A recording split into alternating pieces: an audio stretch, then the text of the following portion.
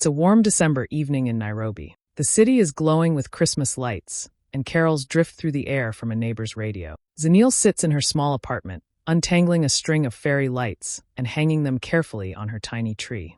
It's not much, but it feels like peace, something she's had to build for herself. Her phone buzzes. A message from the family WhatsApp group pops up. She opens it, smiling at first, expecting the usual holiday plan. Then she reads the words that stop her breath. Christmas lunch at the Mthembu estate. Everyone's invited, except Zanil, unless she apologizes. Her hands freeze. The screen fills with laughing emojis, thumbs-up reactions, and even a few can't wait messages. She scrolls, looking for one person, her mother. There's a scene tick, but no reply. Silence. That hurts most.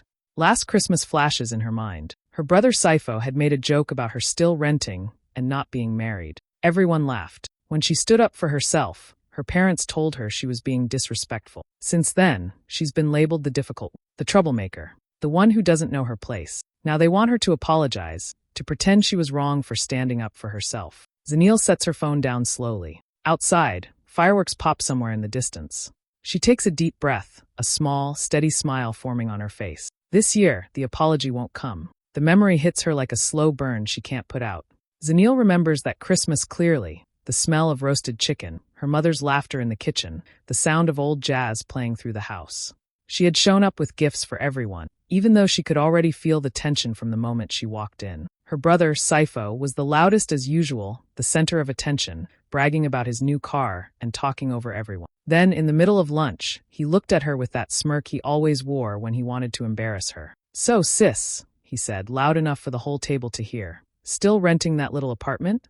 When are you going to stop wasting money and buy a place like a real adult?" Everyone burst out laughing. Even her mother tried to hide her smile. Zanil forced a small laugh, hoping it would pass, but Saifo wasn't done. "And still no boyfriend?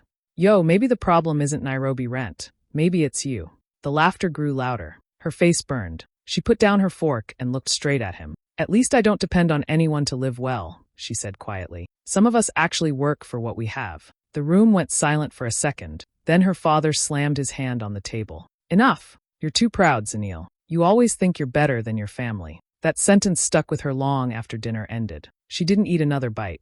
Later that night, while everyone else was still talking and laughing, she lay in the small guest room, tears soaking her pillow. She wasn't crying just because of what they said. She was crying because she finally understood something painful. In her family, respect wasn't something you earned. It was something you had to give up to keep the peace. The next morning, she woke up early, packed her bag quietly, and left before anyone else was awake. The drive back to her apartment felt endless. Nairobi was bright and noisy, but she felt completely alone. From that day, she promised herself one thing: never again. Never again would she show up where she wasn't respected. Never again would she shrink herself to make others comfortable. Now, a year later, reading that message, everyone's invited except Zanil. Unless she apologizes, she almost laughs. They still think she's waiting for their approval, that she's desperate to sit at their table again. But they're wrong. Zanil isn't that woman anymore. The one who cried quietly and drove home in silence. This time, they can keep their Christmas lunch, their jokes, and their fake peace. She's done begging for a seat where she was never truly welcome. The next morning, Zanil's phone buzzed on the kitchen counter. She was making tea, still in her pajamas, when she saw the name flash on the screen. Her chest tightened. She hesitated for a few seconds before answering. "Hello, Mama," she said softly. Her mother's voice came through, calm but cold, the kind of tone she used when pretending everything was fine. "Zanil, we need to talk. Everyone just wants peace. If you can apologize, we can put all this behind us and be a family again." Zanil stood still, staring out the window at the quiet street below. "Apologize? For what, Mama? For standing up for myself? For not letting them embarrass me?" There was a long pause, then a sigh. "You know how your brother gets," her mother said, her voice lowering. "He doesn't mean it. You shouldn't take things so personally. We just don't want another scene like last time." Zanil felt that familiar wave of guilt rise in her chest, the same one they always used to keep her quiet. It was like being a child again, scolded for speaking the truth while her brother got away with everything. She could almost hear her father's voice echoing in her memory. "Respect your family, even when they're wrong." But this time was different. She wasn't that girl anymore. "Mama," she said gently, "do you ever wonder why I'm always the one who has to apologize? Why no one ever tells Saifo to stop? Why it's always me who's expected to bend?" Her mother stayed silent. Zanil could hear her breathing through the phone, heavy and uneasy. "Zanil," she said finally, "you know family comes first. Zanil smiled faintly, not out of joy, but out of clarity. Yes, she said. And maybe that's why it hurts so much when family treats you like you don't belong. Her mother didn't respond. The silence stretched between them like a wall. Zanil's eyes drifted to the stack of folders on her table, documents, account summaries, and reports. They were all related to the trust fund her late grandfather had left behind. She managed the finances that quietly kept her family's business afloat. They had no idea how much control she really had, how much power was sitting in her hand. "Mama," she said softly, "I hope you all have a lovely Christmas." Before her mother could say anything else, Zanil ended the call. She stood there for a moment, letting the silence settle. The guilt that used to crush her now felt lighter, almost meaningless. She picked up her cup of tea, took a slow sip, and smiled to herself. They thought she needed them to feel whole, but soon, they'd realize who really kept everything together. Zanil sat at her small desk later that evening, flipping through a folder filled with financial papers. Her tea had gone cold, but she didn't care. The numbers on the page told a story that her family had conveniently forgotten, a story she knew all too well. Her grandfather, the late Mr. Mthembu, had always seen something in her that no one else did. When she was a little girl, he used to call her the sharp one because she asked too many questions and always wanted to understand how things worked. While everyone else dismissed her curiosity, he encouraged it. He was the one who paid for her to study architecture and finance, even when her father said it was a waste of time for a girl. When he passed away 2 years ago, his will surprised everyone. He left a portion of his estate, not to his sons, not to the family business, but directly to Zanil, a trust fund in her name. What they didn't realize at the time was that her grandfather had tied that trust to the family's main company account. Without her approval, the business couldn't access certain funds or complete big transactions. At first, Zanil didn't say anything. She quietly managed the accounts, approving payments and making sure everything ran smoothly. Her father, thinking it was just paperwork,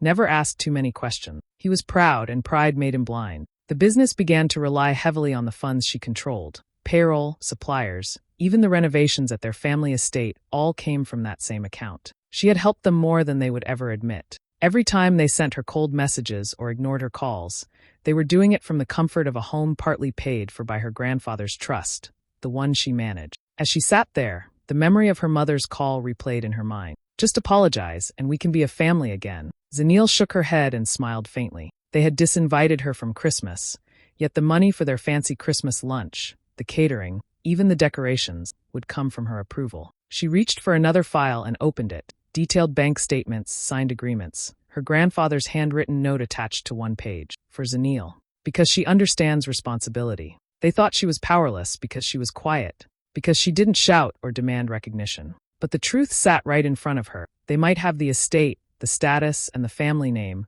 but she held the strings that kept it all standing. Zanil leaned back in her chair, the faintest smile tugging at her lips.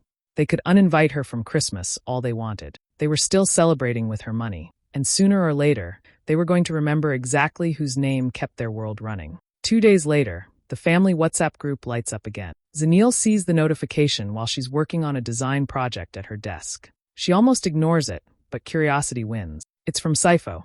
"Of course. We're finalizing the Christmas guest list. You still haven't said sorry." She stares at the message for a long second. The arrogance in his tone doesn't even surprise her anymore. It's so typical of him. Acting like an apology from her was some kind of gift he deserved. There are already a few laughing emojis under his message, probably from her cousin. No one defends her, not even her mother. Zanil feels a small wave of sadness pass through her, but it fades just as quickly as it came. She takes a slow breath and starts typing. "You're right, Saifo," she writes, her fingers calm and steady. "I won't be coming." She hits send. For a moment, she watches the screen. 3 dots appear. Someone's typing, but she doesn't wait to see what they'll say. She's done explaining herself. Done trying to belong where she's only tolerated. Zanil opens her laptop, scrolls through her files, and finds the contact information for her lawyer and accountant. She clicks new email. Subject, Freeze Mthembu Family Trust, effective immediately. She types the message carefully, double-checking every word. She doesn't need to justify herself. Everything she's doing is perfectly within her rights. The trust was created in her name, and the conditions gave her full authority to manage or pause disbursements if she saw misuse. And if there was ever a time to use that authority, it was now. She presses send. For a second, nothing happens. Then her phone starts pinging with email confirmations and system alerts. All professional, all automatic. The wheels were already turning. Within hours, payments connected to the Mthembu Family Trust would be put on hold. The The catering deposit, the expensive Christmas decorations, even the construction work for the new guest wing her father was bragging about. Everything paused. Zanil leans back in her chair and exhales, feeling her shoulders relax for the first time in days. It's not revenge, it's clarity. For years, she's been quiet, reliable, and invisible. They thought her silence meant weakness. But now, her silence is power. Her phone buzzes again. More family messages popping up, questions, confusion, little dots showing people typing frantically. She ignores them all. Zanil stands up, walks to her balcony, and looks out at the Nairobi skyline glowing under the evening sun. For the first time, she doesn't feel small or guilty. She feels free. She sets her phone face down on the table and whispers to herself, almost like a promise, "Let them figure it out." Then she smiles and finally breathes. The next morning, Zanil wakes up to her phone buzzing nonstop. For a moment, she thinks it's just her alarm, but then she sees the screen. 12 missed calls from Saifo, 5 from Mama, and even 1 from her father, who rarely texts at all. Her stomach doesn't drop this time. Instead, she smiles faintly. She already knows what this is about.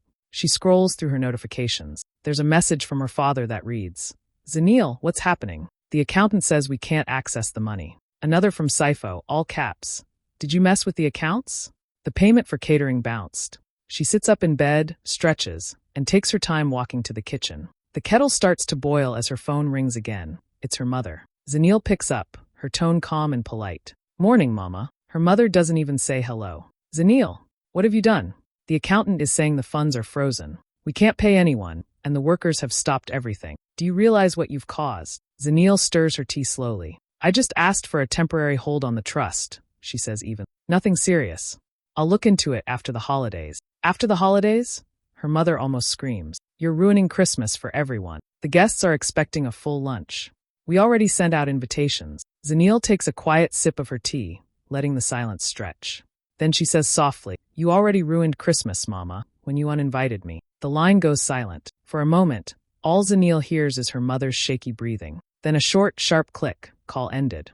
She puts the phone down and smiles, not out of spite, but out of peace. For years, she's been the one holding her family together quietly, without thanks, without acknowledgement. They thought they could embarrass her publicly and still live comfortably off her generosity. But now, they finally have to sit with the consequences of their choices. Her phone buzzes again, more missed calls, more angry messages. Saifo's texts are getting desperate. "You're being dramatic. You can't just do this. We need that money today." Zanil doesn't bother replying. She finishes her tea, puts her phone on silent, and walks to her balcony. The city hums below, full of life, people laughing, traffic moving, the world completely unaware of the storm she's just created in one powerful click. For once, she feels completely in control. Not angry, not bitter, just steady. She knows they'll spin stories, blame her, maybe even call her selfish. But deep down, they all know the truth. She didn't ruin anything. She just stopped funding their disrespect. The silence that follows is perfect, peaceful, almost musical. Christmas morning arrives with sunshine and ocean breeze, instead of the usual noise of family argument. Zanil wakes up to the sound of waves and birds instead of her brother's loud laughter, or her mother calling everyone to set the table. She's in Diani Beach, barefoot and relaxed, her skin warm from the coastal sun. She stretches, smiles, and reaches for her phone. For a second, she hesitates. Part of her doesn't want to look, but curiosity wins. She opens Instagram and scrolls through her family's posts. There it is. The annual Mthembu Christmas lunch, or at least what's left of it. The photo looks like a poor version of the grand parties they usually throw. The tablecloth is wrinkled, the decorations half done, and the food, definitely takeout. Styrofoam boxes sit next to the plates, and the smiles in the picture are tight, almost painful. Saifo still tries to act like everything's fine, but even through the screen, Zanil can see the tension. Her mother's eyes look tired, her father's posture stiff. She scrolls through the comments, a few friends writing, "Looks fun," and "Beautiful as always." But Zanil knows the truth. It's not joy. It's survival. She locks her phone and sets it aside, leaning back in her lounge chair. A waiter brings her a tall glass of mango juice, cold and sweet, the kind that tastes like calm. Across from her sits Ayanda, her closest friend, wearing oversized sunglasses and a playful smile. "So," Ayanda says, sipping her drink, "you really did it. You canceled Christmas and saved yourself at the same time." Zanil laughs, shaking her head. "I didn't cancel anything. They did that on their own." "Still," Ayanda grins, "you have to admit it's kind of iconic. They thought they could exclude you, and now look at them. Christmas without the lights, the food, or the money. Meanwhile, you're here, looking like peace itself." Zanil smiles softly, watching the waves roll in. Maybe I just gave them the gift of reflection, she says. Ayanda laughs again, raising her glass. To reflection, and to finally choosing yourself. They clink glasses, and for the first time in a long time, Zanil feels light. No guilt, no pressure, no fake laughter. Just peace. As the sun dips lower over the ocean, she glances at her phone again. One last look. The group chat is silent now. No more guilt trips, no angry messages. Just quiet. Maybe they're all finally realizing what happens when you push away the one person who kept everything running. Zanil smiles, slipping her phone into her bag. She takes another slow sip of her juice and lets the sound of the waves drown out everything else. This Christmas, she didn't lose her family, she found herself. 3 days after Christmas, there's a knock at Zanil's door. She isn't expecting anyone. She's curled up on the couch with a book and a cup of tea when it happens. 3 soft knocks, hesitant but familiar. She already knows who it is. When she opens the door, her mother stands there, looking smaller than Zanil has ever seen her. Her usually perfect hair is messy, her makeup smudged around her eyes. She's still wearing her expensive jewelry, but somehow, it doesn't shine the same. "Mama," Zanil says quietly, stepping aside. "Come in." Her mother walks in slowly, clutching her handbag like it's holding her together. She looks around the apartment, simple, tidy, peaceful. The air smells like lavender and fresh tea. "You live alone like this?" she asks softly. "It's quiet." Zanil smiles politely. "That's the point." She gestures to the couch. "Sit down. I'll make you some tea." Her mother nods, saying nothing. When Zanil brings her a cup, she takes it with trembling hand. "Zanil," she finally says, her voice low, "your father is humiliated. We had to tell people why the money didn't come through." The guests were whispering. Saifo's friends were laughing behind his back. "Do you know what that did to us?" Zanil stays calm, her voice steady. "I told you," she says. "I don't invest in people who disinvite me." Her mother looks up sharply, tears filling her eye. "We didn't realize how much you've done for us," she whispers. "Your father didn't know the business depended on that trust. I didn't know you were managing it all this time." Zanil looks at her mother for a long moment. There's no anger left, just exhaustion. "That's the point, Mama," she says quietly. "You never did." The words hang in the air like smoke, heavy, sharp, and true. Her mother's tears finally spill over. "We thought you were just distant," she says, her voice breaking. "We thought you didn't care about family anymore." Zanil looks down at her cup. "I cared too much," she says softly. "That's why I stayed quiet all those years. That's why I helped, even when you didn't see it. But caring doesn't mean letting people walk all over you." Her mother wipes her face with a tissue, looking lost. "So what happens now?" she asks, almost in a whisper. Zanil takes a slow sip of her tea before answering. "Now, you all get to stand on your own for a while. Maybe then you'll understand what respect really looks like." Her mother doesn't reply. She just nods, staring at her cup. The room is silent except for the ticking clock on the wall. When she finally leaves, Zanil watches her go, feeling a strange mix of sadness and relief. She closes the door gently and leans against it, exhaling deeply. Sometimes, the hardest kind of peace is the one that comes after you stop explaining yourself. A few weeks pass after her mother's visit. The Christmas noise has faded, and life in Nairobi feels calm again. Zanil spends her mornings working, her evenings reading, and her nights thinking about everything that's happened. The anger has settled now. What's left is clarity and a quiet sense of purpose. One afternoon, she sits at her desk, a cup of coffee beside her, and opens her laptop. The file labeled Mthembu Family Trust stares back at her. For days, she's avoided it, unsure what to do next.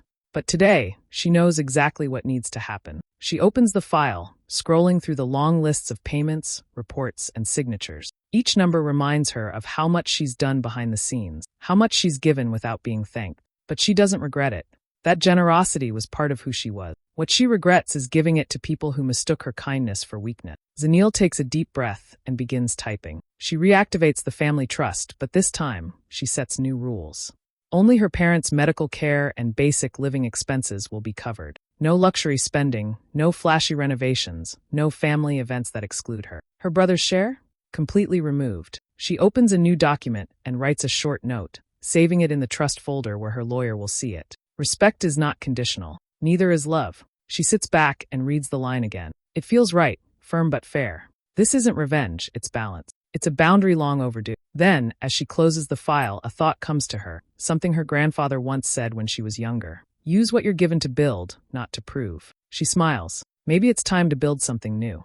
Zanil opens another window and starts making notes for a new project, the Zanil Mthembu Scholarship Fund. It's a program for young women in architecture. Girls like her who were told their dreams were too ambitious, too expensive, or too unrealistic. She knows how it feels to be dismissed and underestimated. She also knows how powerful it feels to be given a chance. She transfers a portion of her inheritance into a new account and emails her lawyer to finalize the setup. The message is simple: for the girls who dream big. When she hits send, she feels lighter. She isn't just taking control of her legacy, she's rewriting what it means. No more funding people who belittle her. No more apologies for having power. As the evening sun fills her apartment with gold light, Zenil smiles to herself. This time, her generosity isn't about keeping peace or earning love. It's about planting seeds that will grow long after she's gone. Because real strength, she realizes, isn't in holding back, it's in giving wisely. Months later, Nairobi feels different, brighter, lighter, full of possibility. Zenil sits in her new office on the top floor of a sleek building,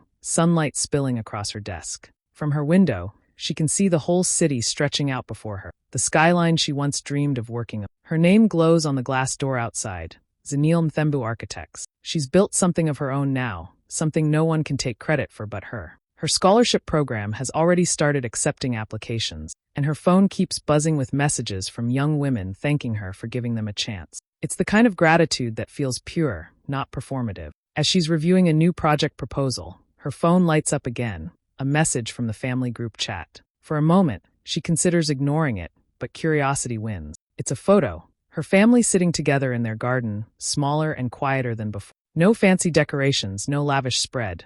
Just her parents, a few relatives, and a simple meal. They look peaceful, even happy. She stares at the picture for a while, a soft smile forming. Maybe they finally learned that money and pride don't make a family whole. Maybe they finally understand what she was trying to teach them all. Zenil locks her phone and sets it face down on her desk. The city hums beneath her, alive and golden in the afternoon sun. She picks up her cup of coffee and takes a slow sip, her reflection mixing with the skyline in the glass. In her mind, a quiet thought rises, clear and certain. They said I couldn't join Christmas without apologizing. Turns out they were the ones who needed forgiveness from themselves. She smiles, peaceful and sure. Sometimes the best apology is living well without ever needing one.